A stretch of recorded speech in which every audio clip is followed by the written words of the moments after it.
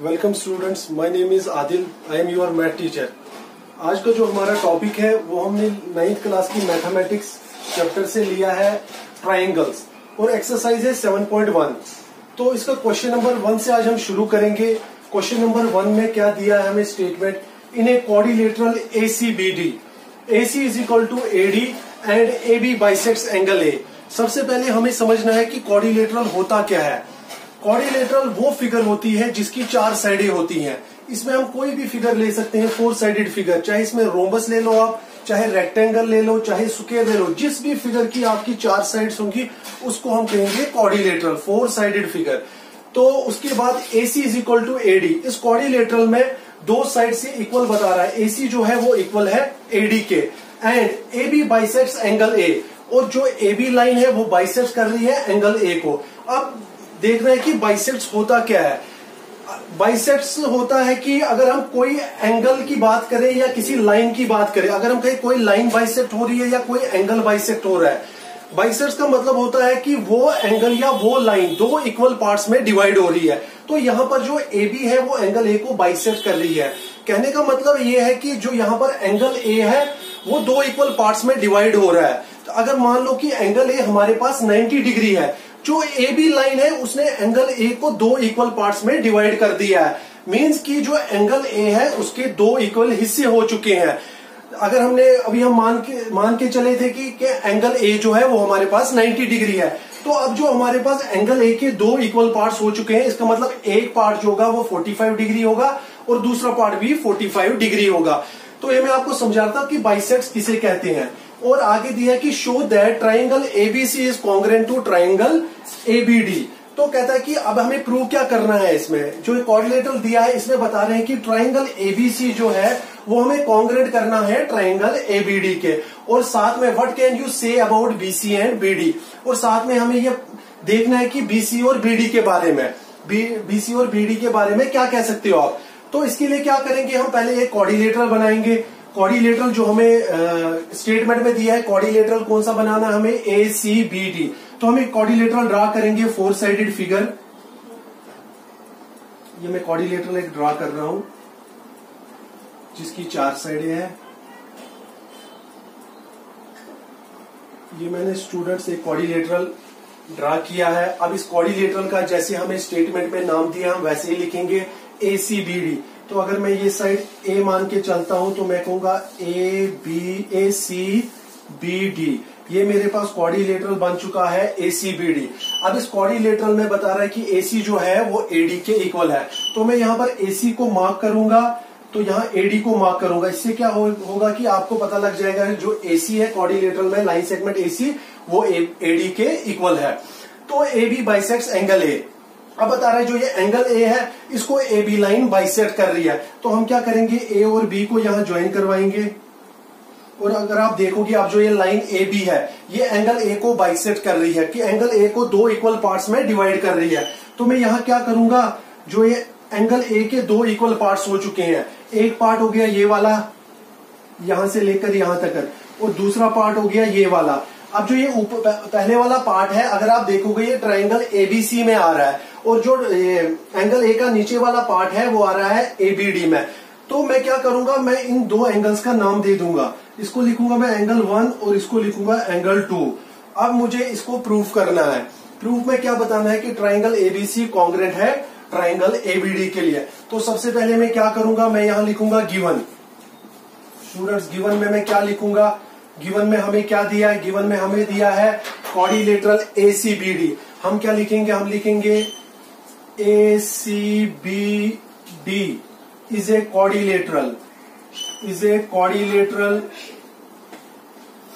in which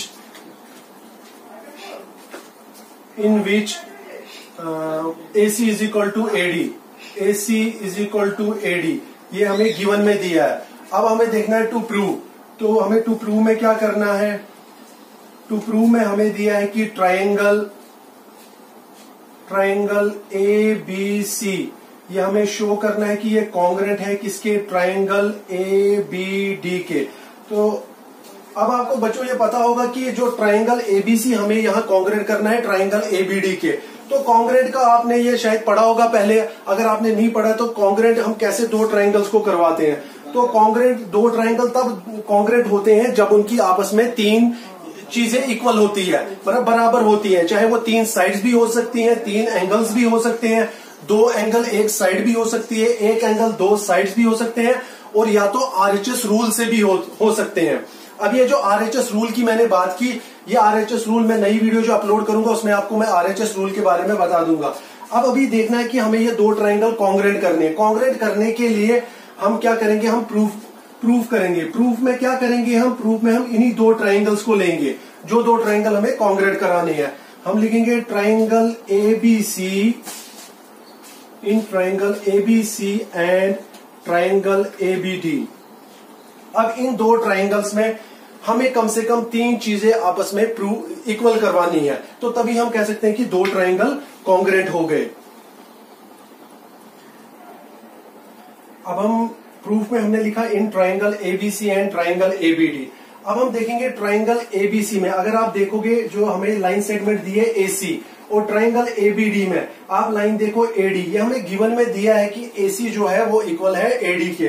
तो हम क्या लिखेंगे, AC is equal to AD. तो इसका रीजन क्या हम देंगे, रीजन देंगे हम गिवन, क्योंकि हमें स्टेटमेंट में ही बताया गया कि जो एसी है क्वाड्रिलेटरल की वो एडी के इक्वल है।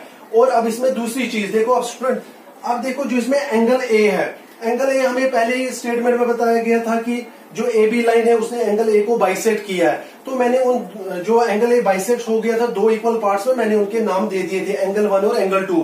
अगर आप देखोगे जो एंगल 1 है ये ट्राइंगल एबीसी में आ रहा है, और जो एंगल 2 है ये ट्राइंगल एबीडी में आ रहा है। तो हम क्या करेंगे, यहाँ हम लिखेंगे angle 1 is equal to angle 2।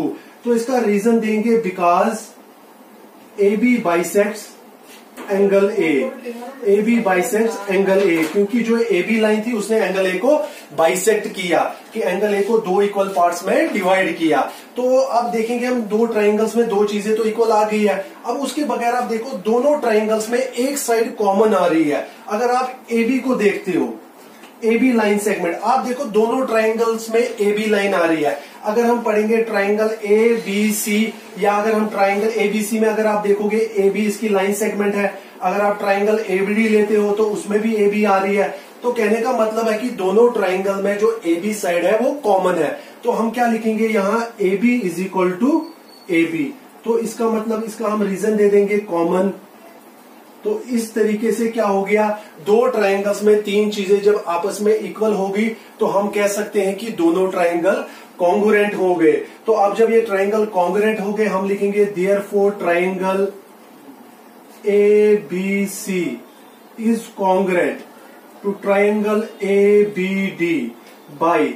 अब यहां पर देखना है हमें कि स्टूडेंट कौन सा रूल यहां पर लगेगा। मैंने आपको पहले ही बताया क्वेश्चन के शुरू में कि जब हम दो ट्राइंगल्स को कॉन्ग्रुएंट करवाते हैं तो ट्राइंगल दो कॉन्ग्रुएंट तब होते हैं या तो उनकी तीन साइड्स आपस में इक्वल होगी, या तो तीन एंगल्स होंगे, या दो एंगल या एक साइड, या दो साइड या एक एंगल, या तो आरएचएस रूल भी लग सकता है।